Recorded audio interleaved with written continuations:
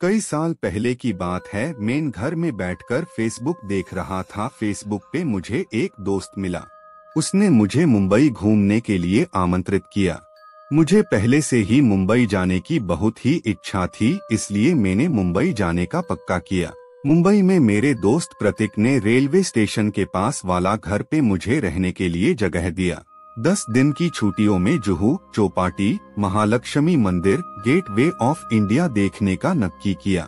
प्रतीक नौकरी करता था, इसलिए उसके पापा को दोपहर का खाना देने जाने को मैंने मदद करने का नक्की किया। मुझे नहीं पता था कि दोस्त के पिताजी की ये मदद मुझे बहुत ही भारी पड़ने वाली थी।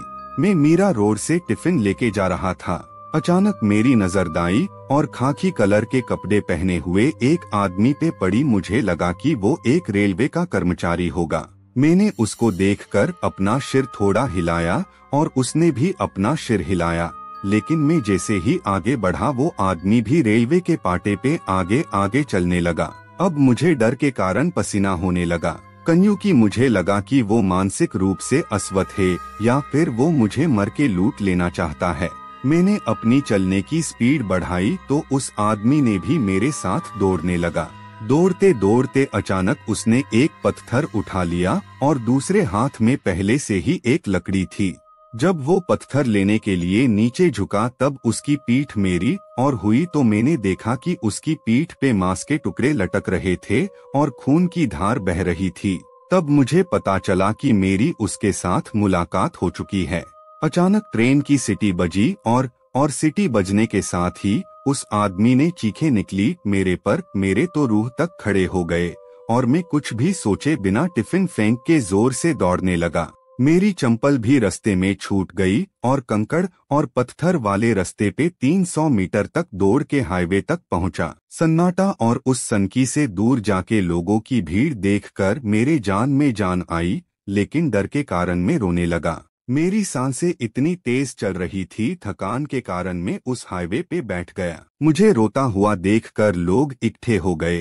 किसी ने मेरी जेब से फोन निकलकर मेरे दोस्त से बात किया। मेरा दोस्त टैक्सी में बिठा के उसके घर ले गया। प्रतीक के पिताजी ने मुझे उस रेलवे ट्रैक के पास भटकता हरिया नाम के भूत की दुर्घटना वाली बात बताई। उन्होंने बताया कि हरिया एक रेलवे कर्मचारी था। हरिया का काम ट्रेन के पाटे रिपेयर करने का था और जानवरों को रेलवे के पाटे से दूर रखने का था।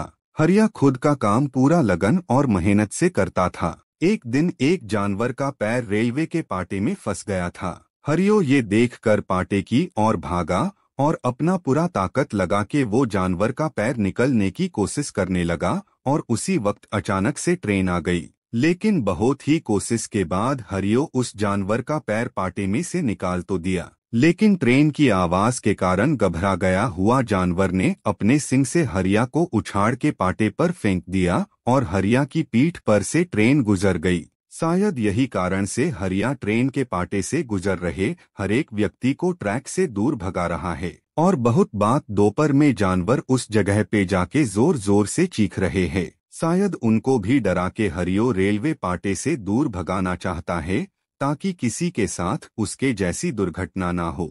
10 दिन की छुट्टियां 4 ही दिन में पूरी करके मैं ट्रेन के बदले बस से वापस अपने गांव चला गया। हरिया का भूत शायद अच्छे इरादे से लोगों को डरा रहा होगा, लेकिन उसको देखने का मेरा अनुभव मुझे आज भी डरा देता है। दोस्तों, आपको यह कहानी कैसी लगी प्लीज हमें कमेंट करके जरूर बताएं। हमारी और भी कहानियां सुनने के लिए चैनल को सब्सक्राइब करें।